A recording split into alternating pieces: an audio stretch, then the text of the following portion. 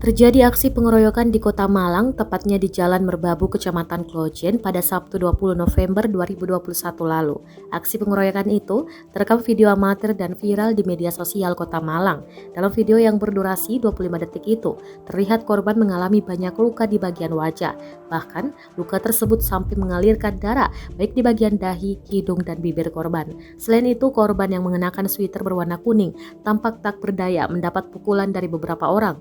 Dalam video itu, terlihat korban yang sudah oleng sempat dijauhkan dari beberapa pelaku pengeroyokan oleh salah seorang di lokasi kejadian.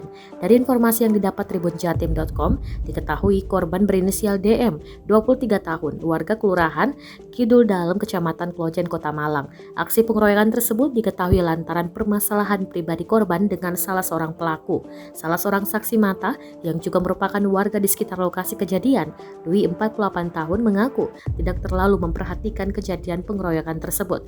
Hanya saja kejadian tersebut terjadi pukul 21.50 waktu Indonesia Barat. Sempat terdengar suara-suara ramai di lokasi kejadian. Sementara itu, Kapolresta Malang Kota AKBP Budi Hermanto melalui Kasih Humas Polresta Malang Kota Ibda Eko Novianto membenarkan hal tersebut. Pasca kejadian itu, korban diantarkan oleh teman yang melapor ke Polresta Malang Kota di hari yang sama, sekitar pukul 23.45 waktu Indonesia Barat.